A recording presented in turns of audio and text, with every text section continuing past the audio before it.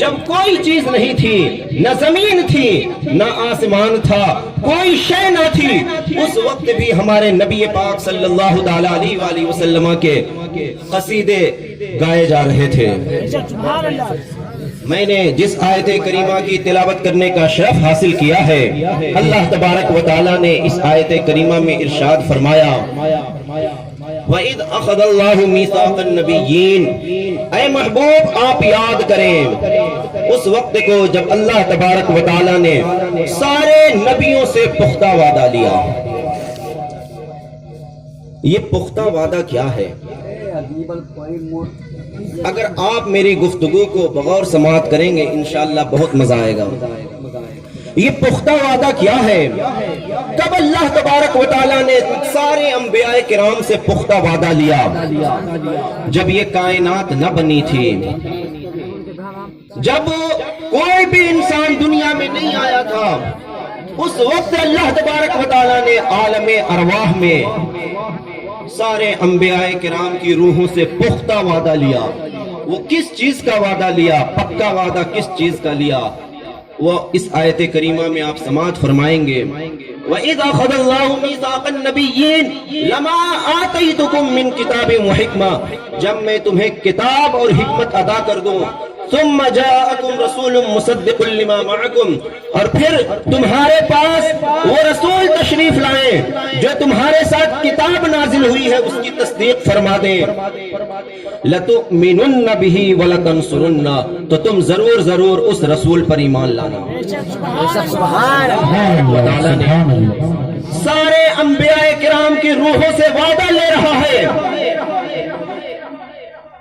کہ میں تمہارے سر پر نبوت کا تاج اسی وقت رکھوں گا جب میں تمہیں اپنے اپنے وقت پر اس دنیا میں مبعوث کروں، تو تم مجھ سے ایک وعدہ کرو اور پختہ وعدہ کرو کہ جب تم اپنے امتیوں کے درمیان ہوگے، لوگ تمہارے ترانے گائیں گے، ہر طرف تمہارے کلمے پڑھے جائیں گے، لوگ تمہاری عظمتیں اور رفتیں بیان کریں گے، جب اسی درمیان میرے حبیب مکرم صلی اللہ تعالی علیہ وآلہ وسلم تمہارے درمیان جلوہ گر ہو جائیں تو تم ان پر ایمان لانا، وَلَتَنْصُرُنَّهُ، اور ان کی پیغمبرانہ مشن کی خوب نصرت و حمایت کرنا، ہر اعتبار سے ان کا ساتھ دینا۔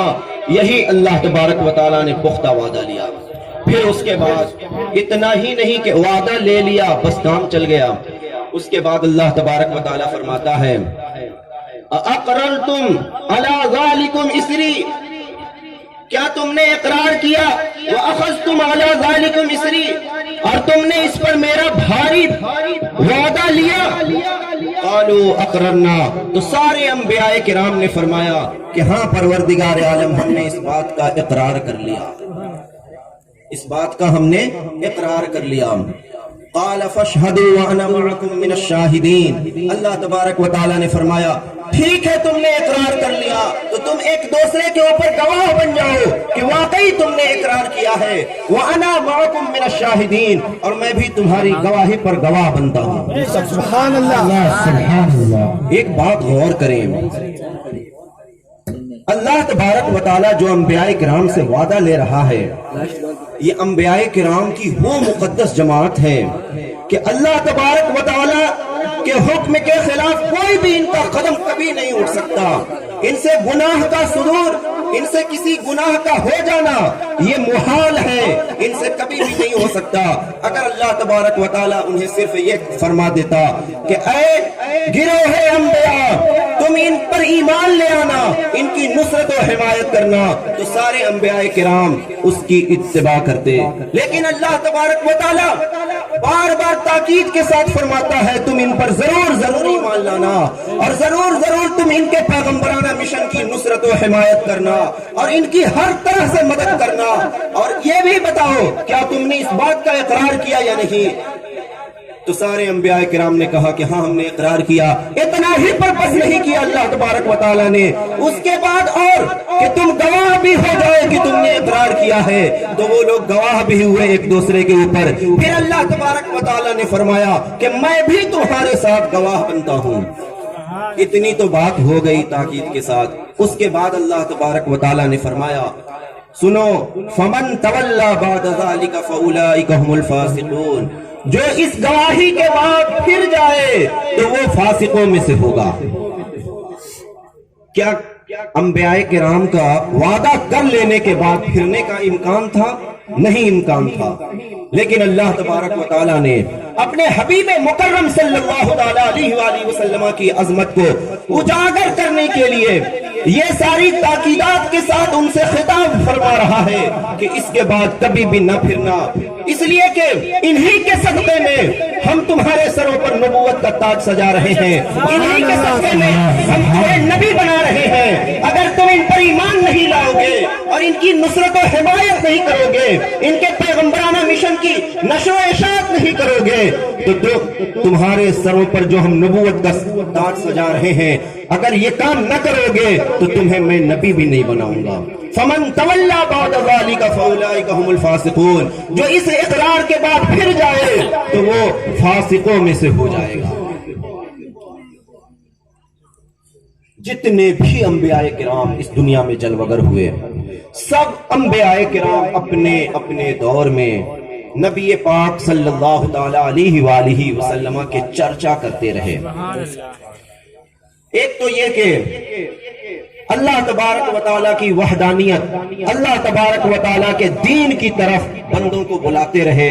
دوسرا ان کا مشن یہ تھا کہ نبی پاک صلی اللہ تعالیٰ علیہ وآلہ وسلم کی آمد کا وہ لوگ چرچا کرتے رہے۔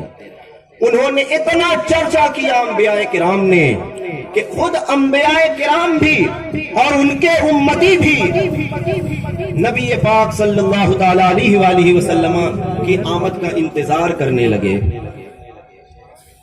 یہی وجہ ہے کہ ہمارے نبی پاک صلی اللہ تعالیٰ علیہ وآلہ وسلم نے ارشاد فرمایا کہ اگر آج کے وقت سیدنا حضرت موسیٰ علیہ السلام بھی ہوتے تو وہ میری ہی اوپر ایمان لاتے اور میری ہی اتباع کرتے، ان کو میری اتباع کے سوا کوئی اور چارہ کار نہ تھا۔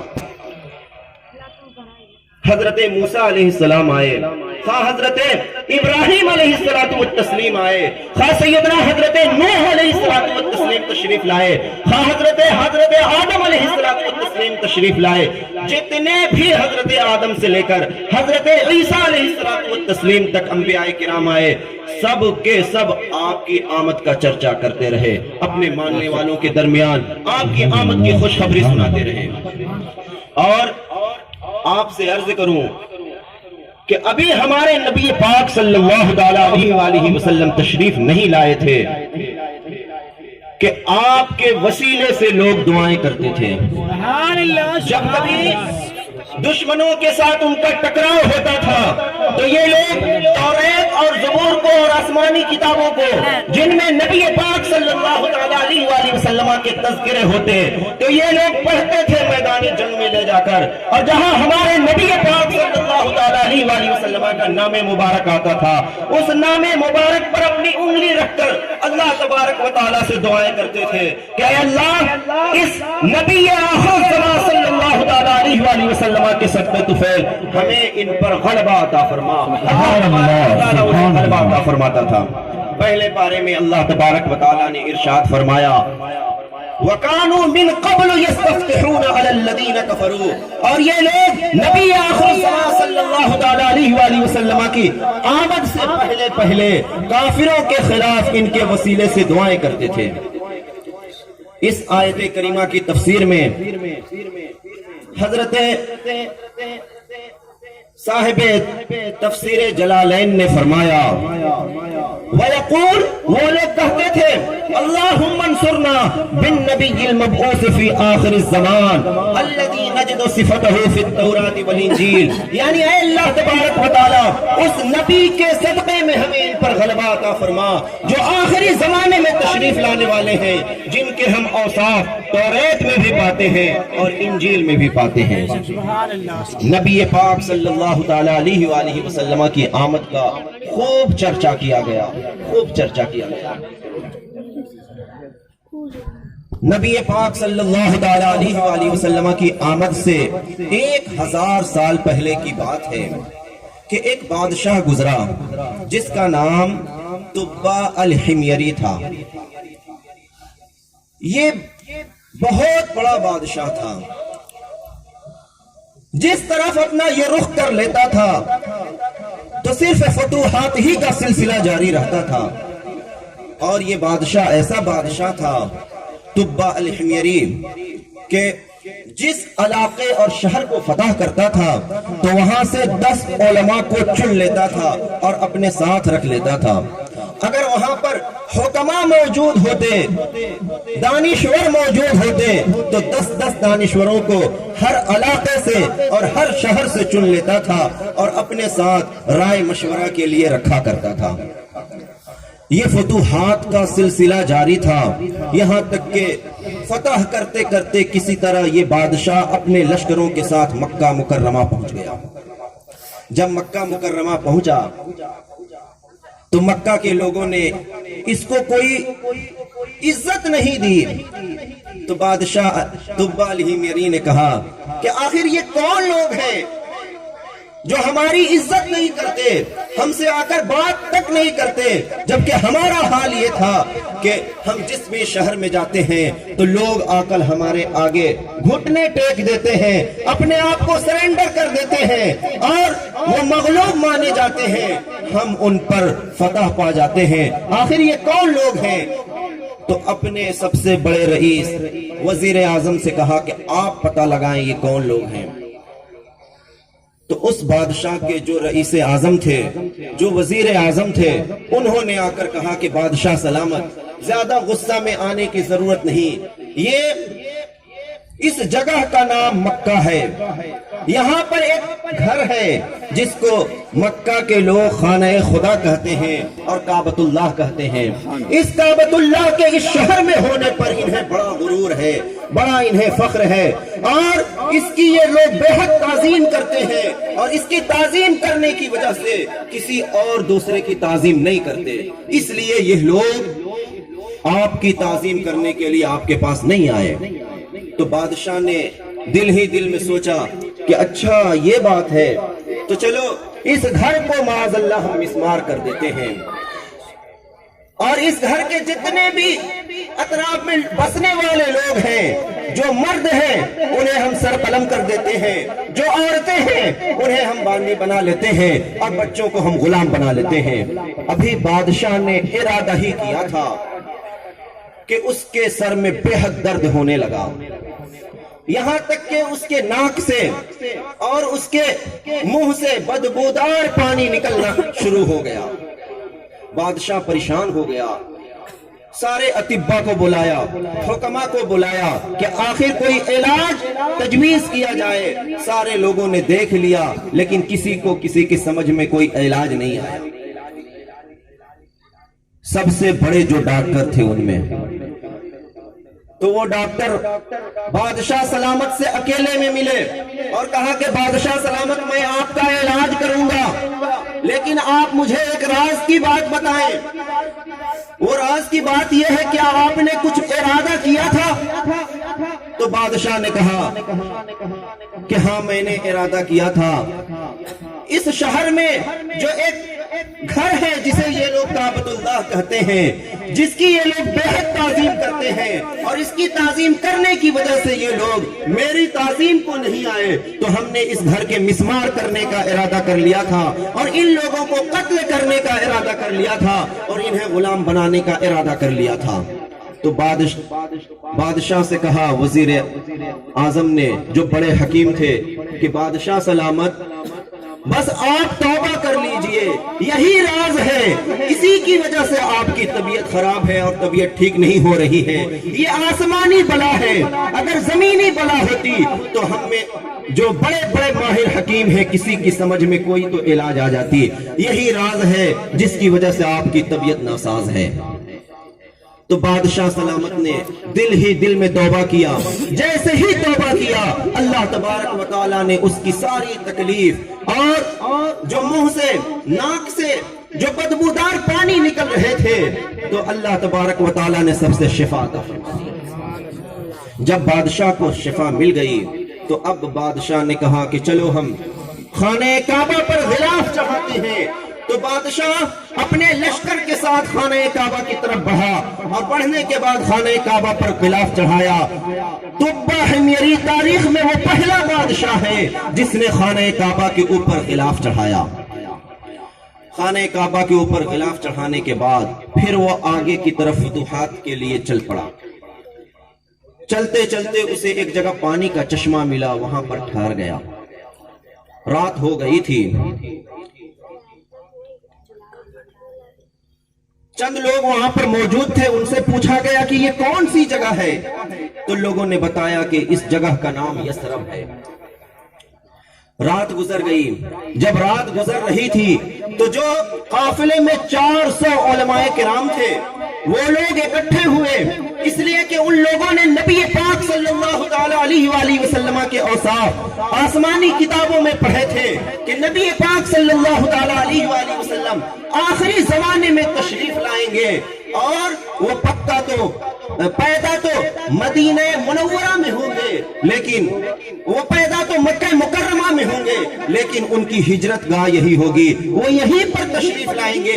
اس لیے قسمت سے ہم لوگ یہاں پر چلے آئے ہیں، اس جگہ کو ہم چھوڑ کر جانے والے نہیں ہیں۔ جب صبح ہوئی تو بادشاہ نے چلنے کے لیے کہا تو سارے علماء کرام جو 400 علماء کرام تھے سب نے بیک زبان اعلان کر دیا کہ بادشاہ سلامت، ہم لوگ اس جگہ کو اب چھوڑ کر نہیں جانے والے ہیں، اس لیے کہ یہ وہ جگہ ہے کہ اگر ہم لوگ چھوڑ کر چلے جاتے ہیں تو ہم سے کوئی بڑا بدقسمت ہو نہیں سکتا، ہم لوگ اس جگہ کو نہیں چھوڑ کر جانے والے ہیں۔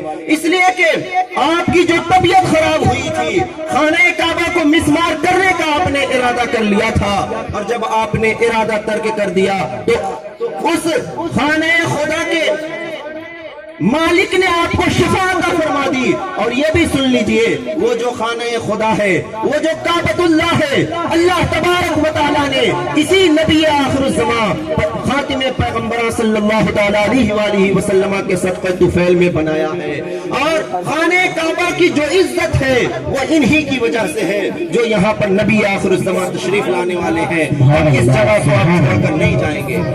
تو بادشاہ نے جب یہ بات سنی، خانہ کعبہ کی تو عظمت اس کے دل میں بیٹھ ہی گئی تھی، اس نے کہا کہ ٹھیک ہے، اب ہم بھی 1 سال تک اس نبی آخر الزمان کی آمد کا انتظار کریں گے اور ہم یہیں رہیں گے۔ بادشاہ نے 1 سال تک انتظار کیا اپنے لشکر کے ساتھ۔ یہ 1000 سال پہلے کی بات ہے ہمارے نبی آخر الزمان صلی اللہ تعالی علیہ وآلہ وسلم کی آمد سے۔ 1 سال تک بادشاہ نے انتظار کیا، اس کے بعد کہا کہ ہمارے مصروفیات زیادہ ہیں، اب ہم یہاں سے چلے جاتے ہیں، لیکن جانے سے قبل اس نے 400 گھر بنائے، سارے علماء کرام کو ایک ایک گھر دیے، اور ان سارے علماء کی شادی بھی کر دی۔ اس لشکر میں جو باندیاں تھیں سب کو آزاد کر دیا اور علماء کرام کے ساتھ ان کی شادی کر دی۔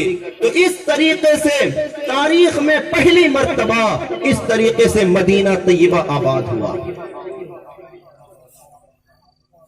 اور وہ تبہ الحمیری وہاں سے چلنے لگا تو اس نے جو علماء کرام میں سب سے بڑے عالم دین تھے انہیں بلایا اور کہا کہ آپ ایک کام کریں، وہ یہ کہ آپ گواہ ہو جائیں، میں اس نبی آخر الزمان صلی اللہ تعالی علیہ وآلہ وسلم پر آج ہی ایمان لاتا ہوں، آپ ہمارے گواہ ہو جائیں۔ اور ایک خط اس بادشاہ نے لکھا اور لکھنے کے بعد حوالے کر دیا جو رئیس العلماء تھے، ان کے حوالے کرنے کے بعد یہ کہا کہ آپ یہیں پر ٹھہرے رہیں، اگر نبی آخر الزمان صلی اللہ تعالی علیہ وآلہ وسلم آپ کے زمانے میں تشریف لے آئیں تو آپ انہیں اس خط کو دے دیجئے گا، اگر وہ نہ تشریف لائیں تو آپ اپنی نسل میں اس خط کو منتقل کر دیجئے گا، آپ کی نسل میں سے جو بھی نبی آخر الزمان صلی اللہ تعالی علیہ وآلہ وسلم کو پالے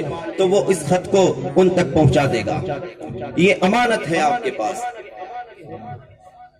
نبی آخر الزمان صلی اللہ تعالی علیہ وآلہ وسلم مکہ مکرمہ میں جلوہ گر ہو جاتے ہیں۔ 53 سال آپ نے مکہ مکرمہ میں گزارا، 53 سال گزارنے کے بعد جب آپ کا ارادہ ہوا کہ اب مدینہ طیبہ کی طرف ہجرت کر جائیں، تو وہ خط نسل در نسل منتقل ہوتا ہوا سیدنا حضرت ابو ایوب انصاری رضی اللہ تعالی عنہ کے پاس تھا۔ جب حضرت سیدنا ابو ایوب انصاری رضی اللہ تعالی عنہ نے دیکھا کہ نبی آخر الزمان صلی اللہ تعالی علیہ وآلہ وسلم مدینہ طیبہ تشریف لا رہے ہیں، تو انہوں نے ایک امانت دار شخص جن کا نام ابو یعلا تھا رضی اللہ تعالی عنہ، ان کو وہ خط دیا اور کہا کہ ان کے آنے سے پہلے ان تک یہ خط پہنچا دیا جائے۔ جب وہ خط لے کر پہنچے، ایک روایت میں ہے کہ نبی پاک صلی اللہ تعالی علیہ وآلہ وسلم مکہ مکرمہ سے نکل چکے تھے، ساتھ میں حضرت ابو بکر صدیق رضی اللہ تعالی عنہ تھے۔ آپ نے وہ خط لیا اور حضرت سیدنا صدیق اکبر رضی اللہ تعالی عنہ کے حوالے کر دیا کہ اے صدیق اکبر، آپ اس خط کو پڑھیں۔ اس خط میں لکھا ہوا تھا کہ اے نبی آخر الزمان صلی اللہ تعالی علیہ وآلہ وسلم، میرا نام تبا ہے، یہ خط آپ کے نام ہے، اور میں اللہ تبارک و تعالی پر ایمان لایا، اور میں آپ پر ایمان لایا، اور میں آپ کے جد امجد سیدنا حضرت ابراہیم علیہ السلام کے دین پر ہوں، اور اے نبی آخر الزمان صلی اللہ تعالی علیہ وآلہ وسلم، آپ کل قیامت کے دن شفاعت میں مجھے بھی یاد رکھیے گا اور میرے بھی ضرور شفاعت فرمائیے گا۔ سبحان اللہ۔ طبا الحمیری نبی آخر الزمان صلی اللہ تعالی علیہ وآلہ وسلم پر وہ بادشاہ 1000 سال پہلے ایمان لایا۔ نبی پاک صلی اللہ تعالی علیہ وآلہ وسلم مکہ مکرمہ سے چلتے ہوئے مدینہ منورہ پہنچے۔ مدینہ منورہ میں سارے لوگ استقبال کے لیے کھڑے ہوئے تھے۔ شہر سے باہر نکل کر سارے لوگ یہی چاہتے تھے کہ ہمارے پاس، ہمارے گھر نبی آخر الزمان صلی اللہ تعالی علیہ وآلہ وسلم مہمان بنے۔ آپ نے فرمایا کہ یہ اونٹنی خدا تعالیٰ کی طرف سے مامور ہے، یہ اونٹنی جہاں بیٹھ جائے گی وہاں پر ہمارا قیام ہوگا۔ دنیا نے دیکھا کہ وہ اونٹنی کسی کے دروازے پر نہیں بیٹھی، وہ اونٹنی سیدنا حضرت ابو ایوب انصاری رضی اللہ تعالیٰ عنہ کے گھر کے پاس جا کر بیٹھ گئی، اور نبی آخر الزمان صلی اللہ تعالی علیہ وآلہ وسلم نے وہیں پر قیام فرمایا۔ اب میں آپ سے عرض کروں، وہ طبا الحمیری جو 1000 سال قبل مدینہ طیبہ کو آباد کیا تھا، تو اس وقت 400 علماء کے لیے اس نے گھر بنائے تھے، لیکن جو رئیس العلماء تھے ان کے لیے جو گھر بنایا تھا وہ 2 تلہ مکان بنایا تھا، اور اس نے کہا تھا کہ اگر نبی آخر الزمان صلی اللہ تعالی علیہ وآلہ وسلم تشریف لے آئیں گے تو یہ ان کے لیے مکان ہے۔